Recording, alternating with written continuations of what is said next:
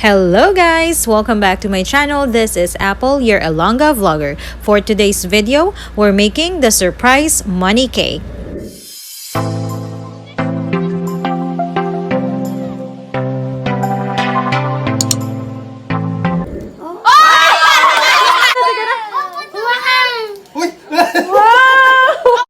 Alright guys, let's go ahead and start with our surprise money cake. What we need are scotch tape, of course the money, and the plastic and the box. So all we need to do is just to put on all or every piece of your paper money in this plastic of ice. Gawin nyo lang siya guys hanggang sa matapos kayo sa pinakahuling paper money nyo. So what I did for the denomination, I have two pieces ng 1,000 pesos and then I have 3 pieces ng 500 pesos at saka yung 100 pesos mga 13 pieces ata, and then I have 50 pesos na how many? Worth 500 pesos siya. Tapos yung 20 pesos is worth 100 pesos ata. After mo ilagay every piece ng money sa plastic ng ice, you have to tape it like this, line it up. Ano ba tawag sa Tagalog nito? Basta supon-supon na muna. And then it should be like this. After taping each of the money, then we have to grab the straw ng milk tea. Ito, straw ng milk tea, and then i-roll natin yung money or yung money na nakalagay sa plastic dito sa straw ng milk tea. Just like this. So i-roll mo lang siya hanggang sa matapos ka sa dulo. Yun guys.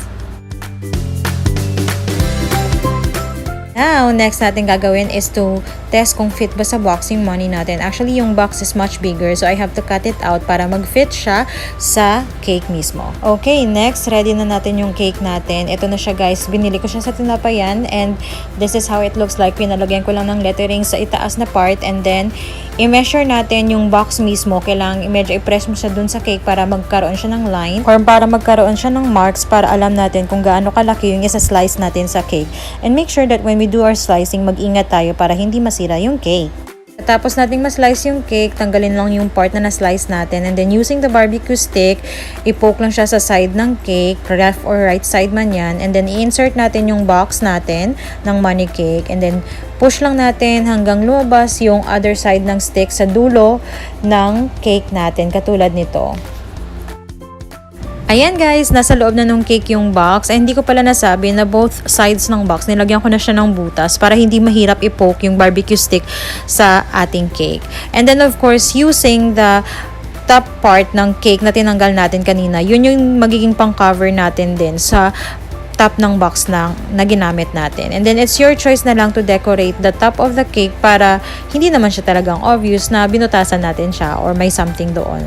And then using this balloon topper, ito yung magiging natin, yung gawing panghila ng money para lumabas yung money natin sa cake. Here's the final look of our surprise money cake. Sa tingin ko, maganda naman siya. Anong tingin nyo guys? Comment down below lang. And the next part of this video is our surprise para sa aming daddy. And to tell you guys, parang na-surprise naman na ata siya. Successful naman yung aming surprise money cake para sa kanya. And meron pa siyang isang gift na natanggap.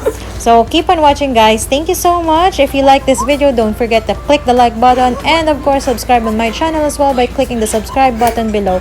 Thank you so much. See you on my next video. Bye!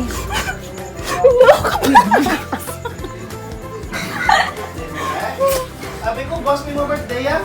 Hello. Happy birthday! Happy birthday! Happy birthday! Happy birthday to you! Happy birthday!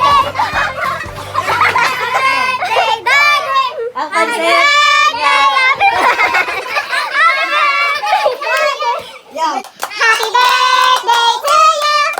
Happy birthday! Happy birthday!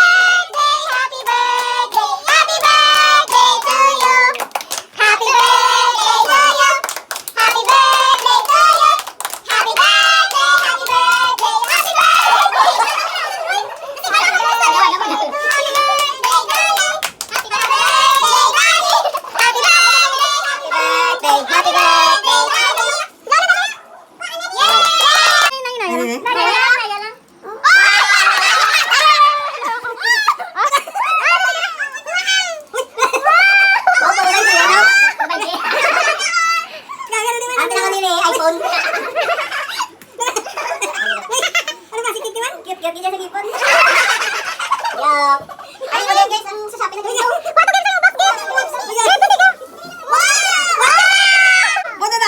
di ba? Kasi niya mo yan, okay?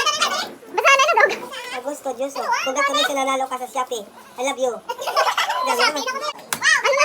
Basta may package. Tabayan package. Yung sa Shopee na eh?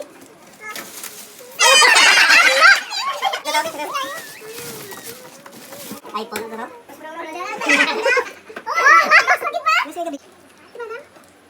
Relo. Mag-gold.